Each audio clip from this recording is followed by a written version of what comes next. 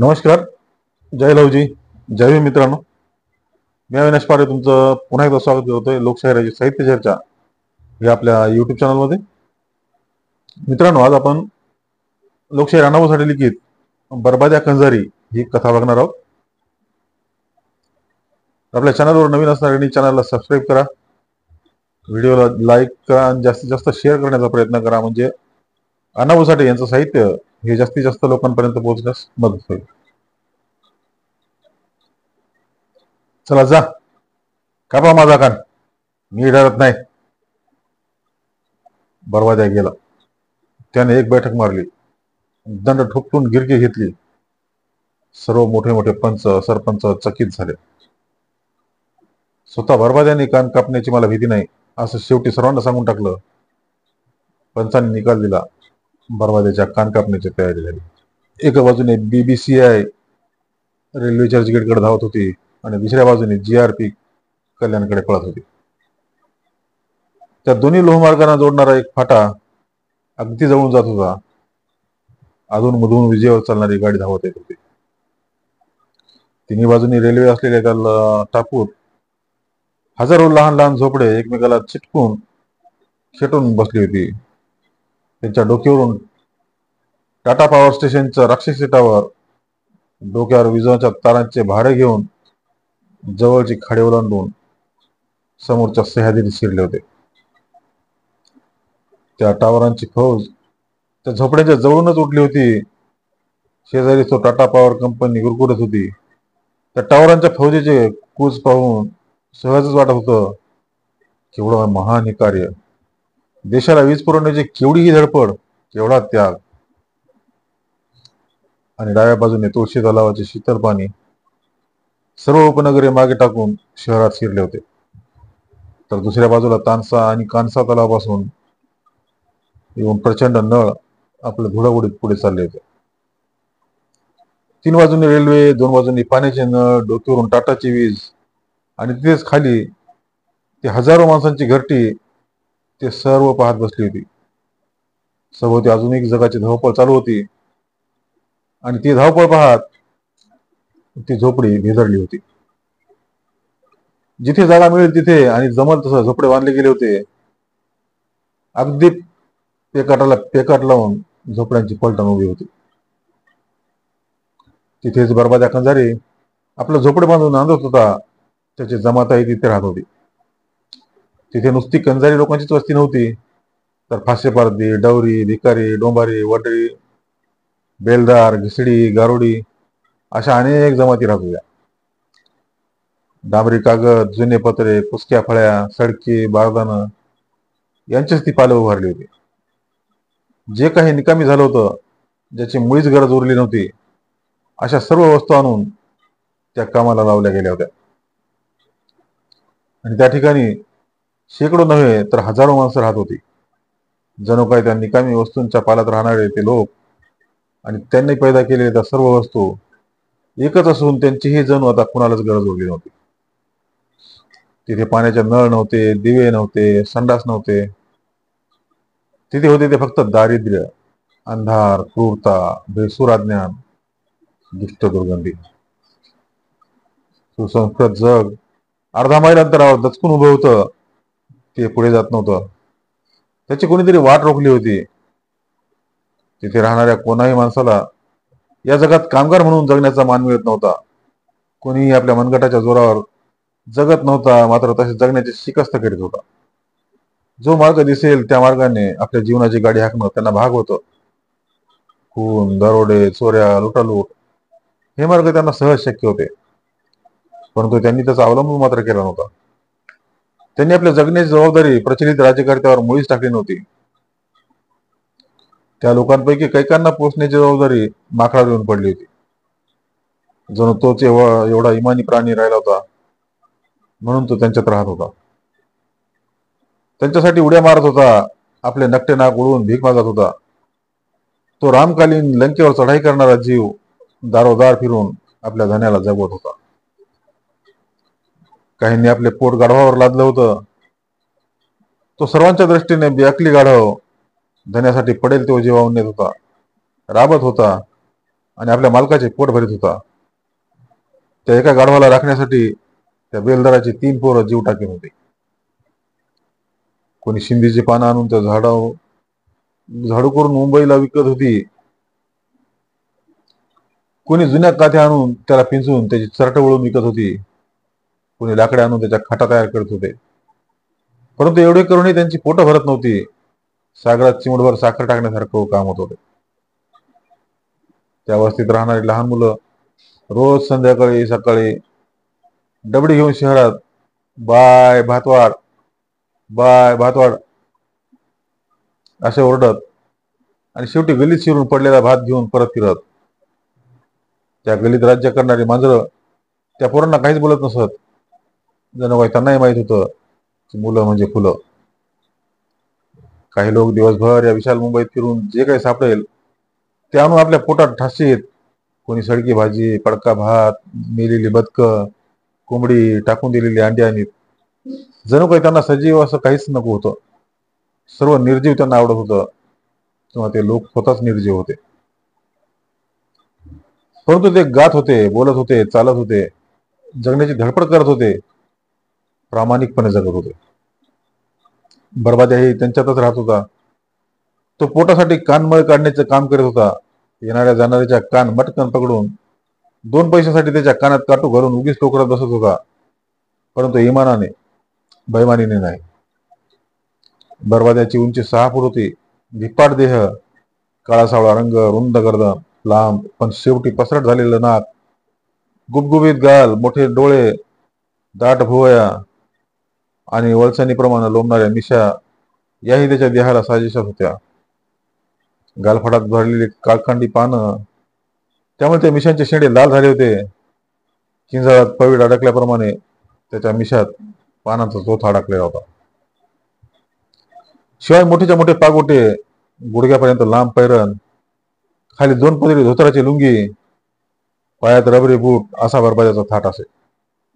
त्याला सारे लोक बचकून वागत. तो सदा बाह्यावर करूनच फिरत असे. त्याच्या मनगटाचे केस दुरून दिसत.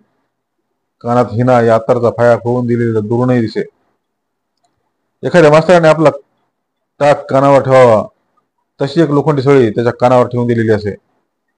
त्या सळीने तो गिऱ्हाईकाचे कान टोकरी. गळ्यात एक लहानशी चांबड्याची पेटी, तिलाही रंगीबेरंगी भिंगे जोडलेली. त्या पेटीत एक चिमटा, थोडासा कापूस, लहानशी तेलाची बाटली. असा तो बरबाद्या लोकांचे कान टोकरून आपल्या 2 मुली निल्ली आणि दुल्ली व बायकोचे अशा 4 लोकांची पोट भरत होता. त्याची बायको व 2 पोरी ह्याही काही बसून नसत. जुन्या काथ्या आणून त्याचा वाक करून चराटे वळून त्या विकीत होत्या. त्यामुळे बरबाद्या पोटाला पोटभर खात रुबाबात राहत होता. शरीराने धिप्पाड, डोके फिरू, शिवराळ म्हणून लोक त्याला भीत होते. गडी माणसं हटकून त्याला रामराम करीत. बरबाद्या कोणाचंही ऐकत नसे. जर त्याचं डोकं फिरलं आणि त्याने आपली काठी काढली तर सारी वस्ती गर्भगडीत होत असे. त्याच्या एकाच दणक्यात जुन्या कागदाची पालक क्षणात साष्टांग नमस्कार करायचे आणि पालाचा मालक हात जोडून शरण यायचा. बरबाद्याची निल्ली नुकतीच वयात आली होती. ते तोंडात पानाचा विडा घेऊन मान खाली घालून इकडून तिकडे जायची. अगदी बेपरवा चालायची. ती कोणाकडे ढुंकून पाहत नसे. दिव्याला काजळे आल्याप्रमाणे निल्लीच्या ओठावर पानाची काजळी जमत होती. तेव्हा तर निल्ली भलतीच देखणी दिसायची. बेकार पोरं निल्लीसाठी मरत होती, झुरत होती. कल्याणच्या हाजी मलंगला नवस करीत होती. त्यांची मागणी होती, एवढी बरबाद्याची निल्ली मिळू दे. परंतु कोणताही देव त्यांना पावत नव्हता. निल्ली डोळेभर दिसत सुद्धा नव्हती. पोरं गोंडागोळीत होते, पण निल्ली पान खाऊन थुंकत होती. आणि जर एखाद्याचं उर्मट पोरानं निल्लीची छेड काढली तर मग बरबादीची काठी बाहेर येत होती आणि त्या काठी त्या पोराच्या घरादाराचा बुकणा करीत होती. एकदा दुपार झाली होती. सर्व लोक आपल्या पोटाची पाठी निघून गेले होते. कोणी येत होते, येऊन धगधगत होते. बायका चराटा वळीत होत्या. म्हातारी माणसं खुपटाची राखण करीत होती. लहान पोरं आईवडील येण्यापूर्वी विड्याची तल्ल भागून घेत होती. कोणी छापाकाटा खेळत होती, कोणी शिवाय देण्याचा सपाटा लावला होता. सारी वस्ती भकास दिसत होती. तिच्यावर उन्हाच्या झळा घोटाळत होत्या. जणू ती वस्ती गरम निश्वास टाकीत होती. मेलेल्या कोंबड्यांच्या बदकांच्या पंखांचे ढीग वारा विस्कळीत होता.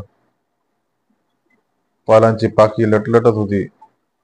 लहानशा वाळ्याचे झुरूप त्यांना कापरा भरवीत होती. दारातले डबे उन्हात तापले होते. जागोजाग असलेले राखीचे ढीग उठून उभे राहिले होते. एखाद्या घळीत वाघ पडावा तसा बरबाद्या आपल्या पालात पडला होता. त्याची बायको चहा करीत होती. निल्ली आणि दुल्ली तिच्या बाजूलाच बसल्या होत्या.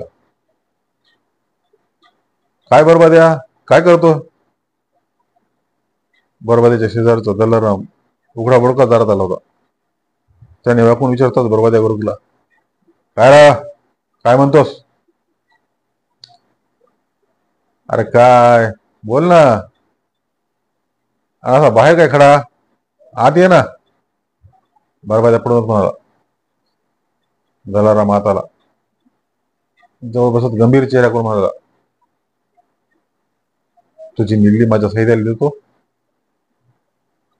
काय देणार? तूच बोल, काय घेणार? दलाराम म्हणाला. हे पा 500 आणि बस बस बस. दलाराम बरबाद्याला मध्ये जाडून म्हणाला. अरे 500? पुढे बोलूच नको. बरबाद्या उठून बसला आणि म्हणाले, अरे का असाला बोलू नको? त्याने निल्लीचे तोंड वर करून दाखवले. ही निल्ली आहे का आरसा? मग साल्या माझा सैद्या काय कमी आहे का? दलाराम नाक केंद्रावरून प्रश्न केला. अरे जा. मोठा आला सैद्याचा बाप. अरे त्या सैद्या माणूस आहे का माकड? बरबाद्याने आपल्या भावी जावयाबद्दल प्रश्न केला. आणि दलाराम म्हणाला, हे पा 200 घेतो का? काय 200? कबूल. बरबाद्याने दलारामच्या हातात हात दिला. लगेच दलाराम बाहेर पडला. अरे इधर आओ, अरे इधर आओ असे ओरडून त्याने लोकांना जमवलं आणि सांगितले, बरबाद्याने आपली निल्ली माझ्या सैद्याला दिली.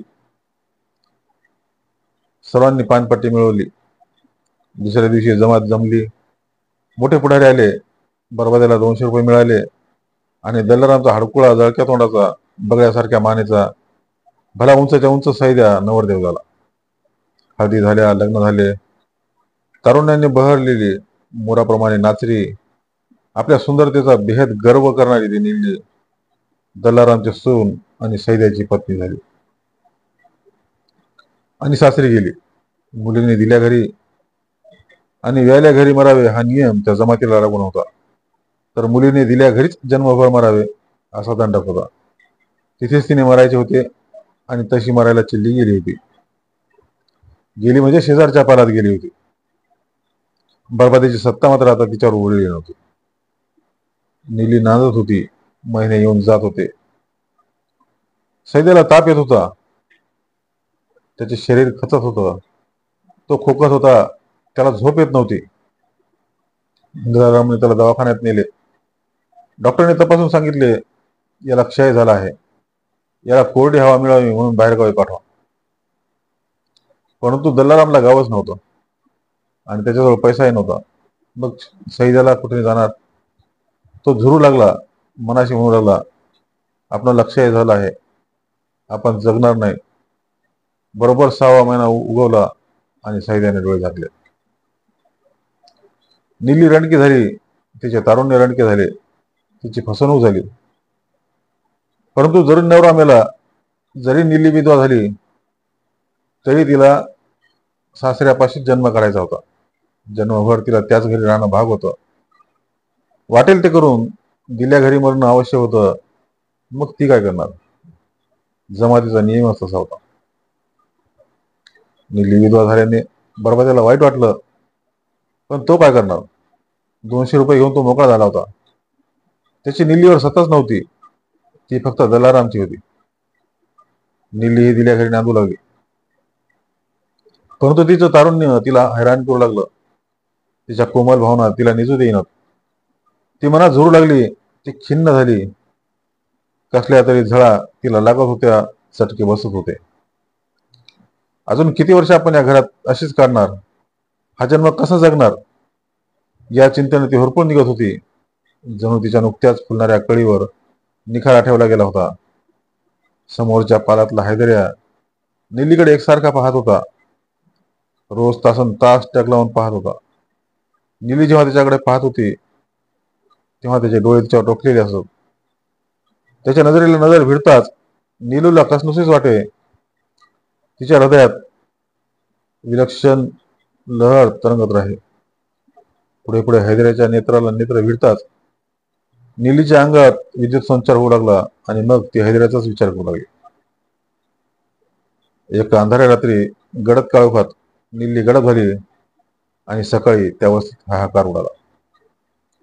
अज्ञान, दारिद्र्य, लाचारी आणि तारुण्य यांचे भयंकर मिश्रण होऊन त्यांचे लहाल झाले आणि त्याने निळीच्या त्या वस्तीतून नाहीशी केली. सकाळीच बरबाद्या उठून जवळच्या संडासमध्ये कपडे धुवून स्वच्छ करीत होता. त्याने पैरण वाळत लावली होती आणि पागोटे धुवायला घेतले होते. त्याला 2 आडवे तिवडे झटके देऊन नंतर तो लुंगीवर वळवणारच होता. इतक्यात पाला बोंबाबोंब उठली. ओ दैया मर्या रे, ओ दैया मर्या रे, अशी ओरड सुरू झाली आणि दुल्ली धावतच आली. अरे बा, दुल्ल्याने घर मोठ्या, दुल्ली म्हणाली आणि बरोबर उठून बरबाद्या उभा राहिला. त्याने लुंगी वर करून धूम ठोकली. अगदी वाऱ्यासारखा तो पालात आला. त्याने पाला शिरून आधी आपली काठी काढली आणि त्याचे पाल खरेच पेस कटू लागले होते. बरबाद्याने दल्लाराम डोळे हाणून पाहिलं, काही विचारलं नाही. सरळ काठी फिरवली आणि हाणाहाणीला सुरुवात केली. दुसऱ्या झपाट्यात दलारामचा देह धरणीला पडला. सर्वत्र बोंब उठली.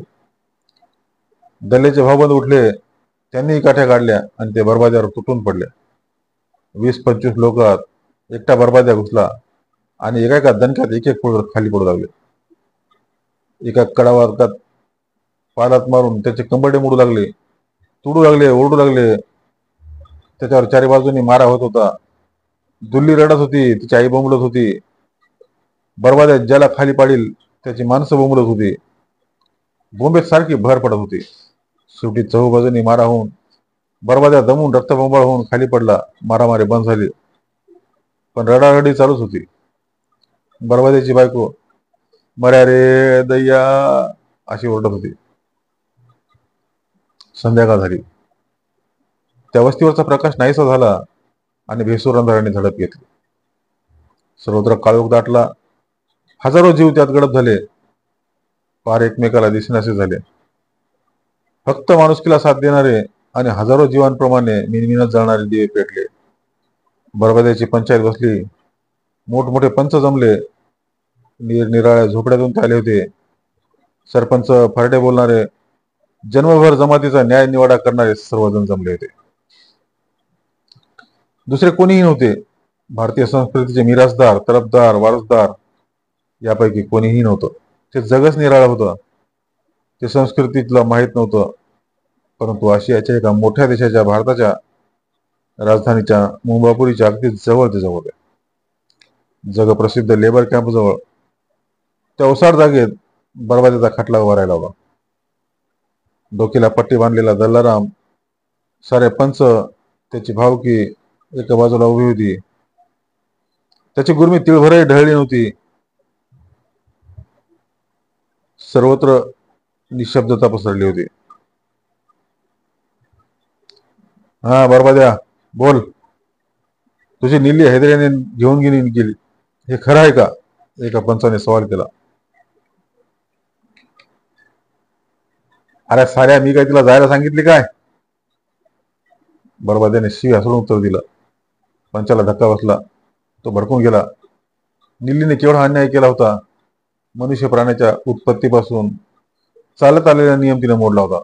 नवरा मेला तरी सासऱ्याजवळ नांदायचा कायदा तिने मोडला होता. असा असून हा सैतान बरबाद्या उलट बोलत होता, पंचानास आल्या म्हणत होता. हे सर्वच त्यांना नवं वाटत होतं. सर्वच लोक बरबाद्यावर खळबळून उठले. बरबाद्याने काठी सरळ केली, दगडावर आपटून आवाज काढला. पुन्हा सर्व शांत झाले. पुन्हा पंच म्हणाला, हे भडव्या, नीली गेली का नाही? तुझा बाप भडवा, डुकराच्या अवलात बेट्या. अरे साल्या, तो हांजाचा सैद्या मेला, नरकात गेला, म्हणून माझी नीली गेली. बरबाद्याने कडक जबाब दिला आणि लगेच दुसरा पंच उडी मारून पुढे आला. नीली गेली हे तुला कबूल आहे का? सैद्या मेला हे तुला कबूल आहे का? कबूल, पंच उतरला. मग माझी निल्ली गेली, कबूल. कबूल, मग काढ 200 दंड.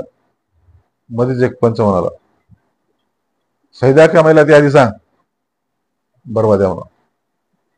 उशीर गप असलेला एक पंच पुढे येऊन म्हणाला, दलाराम, सांग सैद्या कसा मेला? आणि मग दलाराम हात जोडून म्हणाला, मी आपलं लेकरू आहे बापांनो. सर्वांनी माना डोलावल्या. दलाराम पुढे म्हणाला, पोराला वाईट बिमारी झाली, डॉक्टरनं जागा बदल म्हणून सांगितलं, पण आपण कजारी लोक कुठं जाणार? गाव नाही, जिथे राहतो तोच गाव. शेवटी पोरगा मरून गेला, म्हणून काय याच्या नीलीनं पळून जावं का? दलाराम खाली बसला आणि बरबाद्या उठला. तो मोठ्याने म्हणाला, मग तुझा पोरगा मेला नसता तर माझी नीली गेली असती का? बोल. मग काय तिची हिंमत होती जायची? दल्ला उतरला. मग तास तूच 200 दंड. बरबाद्या ओरडला, वा रे वा, मोठा बारिस्टर बेटा, आलास 200 दंड मागणारा. एक पंच म्हणाला आणि बरबादीने पुढे होऊन त्या पंचाच्या मिशीचा झुपक पटकन धरला आणि हल्लीत म्हणाला, आणि तू मोठा बॅरिस्टरचा बेटा आलास मला 200 दंड मागणारा? तेव्हा एक पंच टाक्यात कुबडी घेऊन उड्या मारित आला.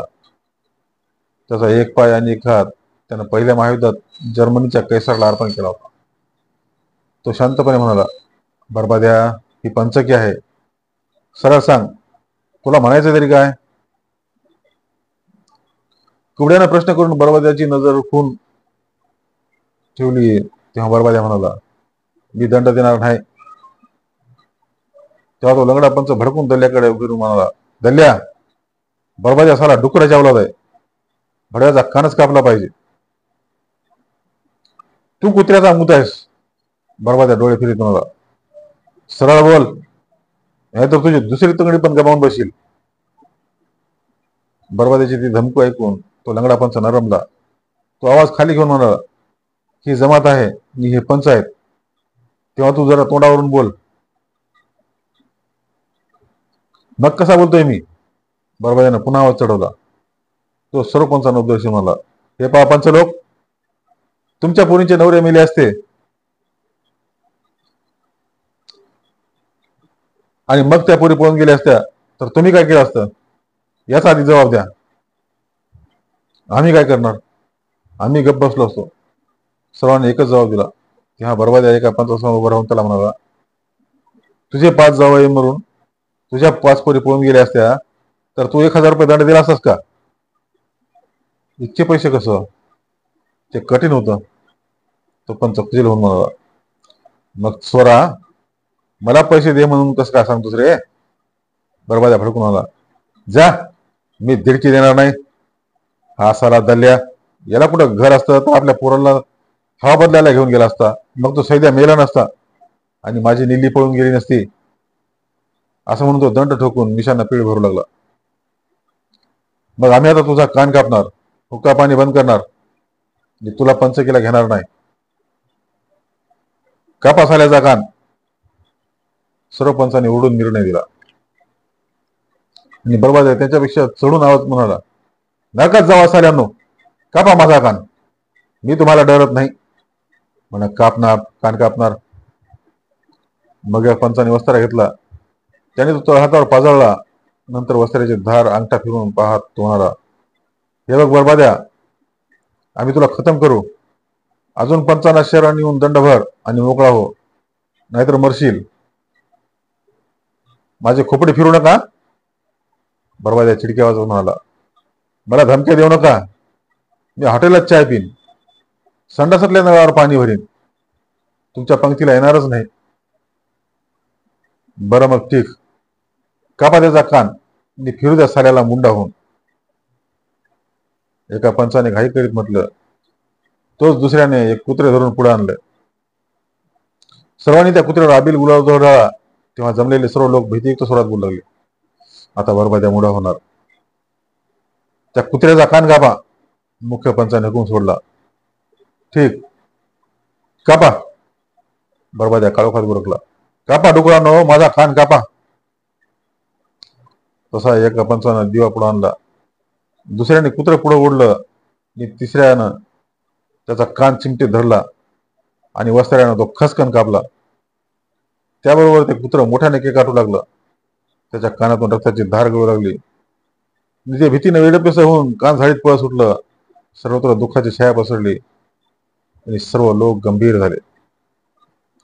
उशिराने एक पंच म्हणाला. आजपासून बरबाद्या वाईट पडला. त्याचा हुक्का पाणी बंद. यापुढे त्याचा रोटी व्यवहार बेटी व्यवहार बंद. मग सर्व लोक घरोघर गेले. बरबाद्याही घरी परतला. तो स्वतःशीच बोलत होता. या चोरांना माझा कान कापून मला वाईट टाकून आनंद झाला असेल, मोठं भूषणच वाटत असेल, पण त्यांना त्यात काय मिळणार आहे? या सगळ्यांना पिले होत नाही, यांच्या रांडा रांडक्या का होत नाहीत. ठीक आहे, मी बरबादी आहे. मीही त्या साल्यांचे कान नाही कापले तर नावाचंच बरबाद्या नाही. सर्व लोक झोपले होते, पण बरबाद्या जागाच होता. तो बडबडत होता. काल त्याने पंचाचा निर्णय झुगारला होता.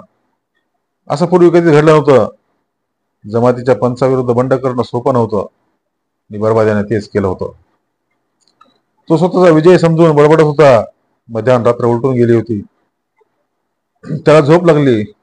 रात किड्यांच्या किरकिरीने वातावरण भरून गेलं. त्या वस्तीतील सर्व लोक झोपले होते, तरी त्यांची मन मात्र बोलत होती, लढत होती, कडत होती, उसासे टाकत होती. धन्यवाद.